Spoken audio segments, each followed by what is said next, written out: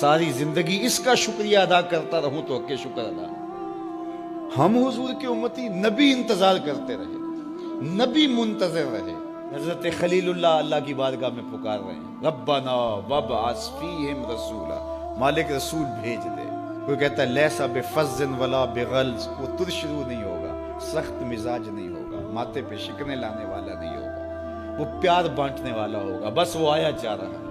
حضرت عیسیٰ نے تو نام بھی بتا دیا نا، مبشرم برسول یاتی من بعد اسمہ احمد، لوگوں میں جا رہا ہوں، چلو نام بھی بتا دیتا ہوں، میرے بعد جو آنے والا اس کا نام احمد ہوگا۔ نبی انتظار کرتے رہے، 12 نبیوں نے انتظار کیا حضور کی امت میں ہونے کے لیے، تمنا کی۔ نستورہ راہب انتظار کرتا رہا، بحیرہ راہب انتظار کرتا رہا۔ شب ہجر کی سختیاں کوئی اس سے جا کے پوچھے، تیری راہ تکتے تکتے جسے صبح ہو گئی۔ زندگیاں گزار دی انہوں نے۔ سلمان فارسی کی کہانی سنی، مجوسی کے بیٹے تھے، حق کی طلب میں نکلے، باپ نے گھر سے نکال دیا۔ ایک پادری کے پاس جا کے رکے، زندگی بھر اس کی نوکری کی۔ جب اس کا آخری وقت آیا، اس نے کہا میری تدفین کے بعد غموریا چلے جانا، وہاں کا پادری خدا رسیدہ ہے، تجھے اس سے کچھ مل جائے۔ کہتے میں وہاں سے غموریا آ گیا۔ پھر اس پادری کی ساری زندگی خدمت کی۔ جب وہ مرنے لگا تو اس نے کہا کوئی ایسا شخص نہیں ہے جس کے پاس ہم نہ ہوتے، لیکن نبی آخر الزمان کے ظہور کے لمحے آ گئے۔ تو یہاں سے یثرب چلا جا، وہ اس نبی کی ہجرت گاہ ہوگی، تیری زندگی سنور جائے گی، تو نے بڑی محنت کی ہے، بڑی نوکری کی ہے میری۔ کہتے میں نے اس کو کہا کہیں ایسا نہ ہو میں دھوکہ کھا جو مجھے کوئی نشانی ہو۔ اس نے کہا 3 نشانی، ایک صدقہ نہیں لے گا، دوسرا ہدیہ رد نہیں کرے گا، تیسرا 2 کندھوں کے درمیان مہر نبوت ہو۔ کہتے ہیں میں نے اس کی تدفین کی، یثرب کی جانب جاتے ہوئے ایک قافلے میں شامل ہو گیا۔ انہوں نے مجھے پکڑ کے اپنا غلام بنا لیا، لیکن میرے پہ مہربانی یہ کی کہ مجھے بیچا جا کے مدینے۔ ایک یہودی نے مجھے خرید لیا، میں اس کے باغ میں گوڈی کرتا تھا، کام کرتا تھا، کھجوریں توڑتا تھا، لیکن میں انتظار میں تھا کہ کبھی وہ نبی آخر زمان آئے مجھے ڈھونڈے۔ کبھی عرش پر، کبھی فرش پر، کبھی ان کے در، کبھی در بدر۔ غم عاشقی تیرا شکریہ میں کہاں کہاں سے گزر گیا۔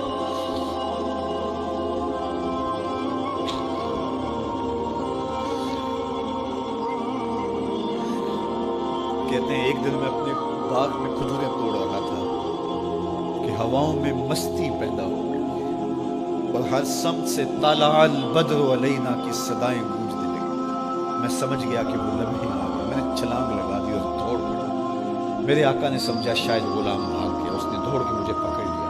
میں نے اس کو کہا کہ میں نوکر تیرا ہی ہوں، لیکن دل نوکر کسی اور کا ہے، میں بھاگوں گا نہیں، مجھے جانے دے۔ میں کچھ کھجوریں لے گیا تھا صدقے کی نیت سے، جا کے حضور کو پیش کی۔ آقا کریم نے فرمایا ہم نبی صدقہ نہیں لیتے۔ کہتے ہیں نشانی ایک پوری ہوگی، کہتے ہیں کہ میں کچھ دنوں کے بعد اور کھجوریں لے گیا اور میری نیت ہدیہ کی تھی، میں نے پیش کی، حضور نے قبول فرمایا۔ لیکن میں بھی کہتا تھا تیسری نشانی بھی پوری ہو لے تو پھر، اور وہ کیا تھی؟ 2 کندھوں کے درمیان مہر۔ کہتے ہیں ایک دن حضور میرے باغ میں آئے اور آقا کریم نے اپنے مبارک کندھے پہ چادر رکھی ہوئی تھی اور چادر کی اوٹ میں مہر نبوت چھپی ہوئی تھی، اور میں پیچھے ہو کے دیکھتا تھا، اور میری آرزو یہ تھی کہ کوئی تیز جھونکا ہوا کا آئے اور چادر ہٹ جائے اور میں مہر نبوت کی زیارت کروں۔ حضور میرے ارادہ قلب سے آگاہ ہوئے، فَأَلْقَى إِلَيَّ رِدَاءَهُ، حضور نے چادر اتار کے میری جانب پھینکی اور پھر ایسے رخ کر کے فرمایا انظر الی ما امرت بہ، اس پادری نے جو بتایا تھا دیکھ لے آ کے۔ تو کہا میں نے دیکھا کہ حضور کے رخ کے درمیان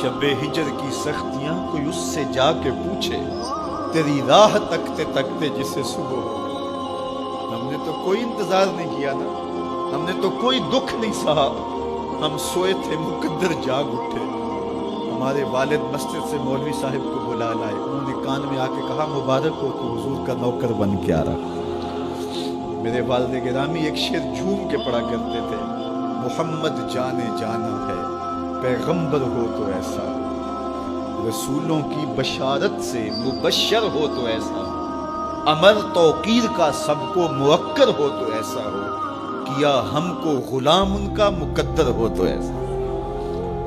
میں اپنے مقدر پہ قربان نہ جاؤں، آپ اپنے مقدر پہ نثار نہ جائیں، ہمیں وہ نبی ملا جو نبیوں کا نبی ہے۔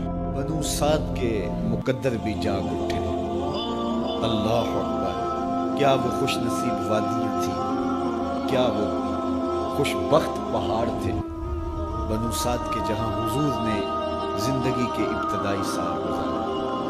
اللہ اکبر۔ حضرت حلیمہ سعدیہ کہتی ہیں جب میں حضور کو گھر لے گئی تو میرے گھر میں روشنیاں آ گئی، باقاعدہ عورتوں نے کہا حلیمہ تو اتنی امیر ہو گئی ہے رات کو بھی دیا نہیں بجھاتی۔ بڑے امیر کبیر گھرانوں میں بھی رات کو لوگ دیا بجھا دیا کرتے ہیں، لیکن تو اتنی ہی امیر ہو گئی ہے کہ رات کو بھی تیرے گھر کا دیا نہیں بجھتا۔ تو حلیمہ سعدیہ نے کہا آؤ میں تمہیں بتاؤں میرے گھر میں دیا کون سا روشن۔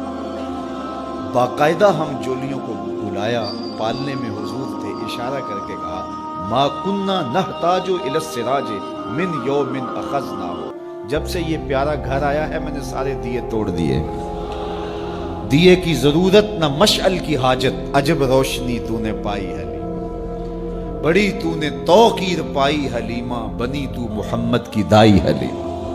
کہا ما کننا نحتاج الی السراج من یوم اخذناہ، جب سے یہ پیارا گھر میں آیا ہے میں نے سارے دیے توڑ دیے۔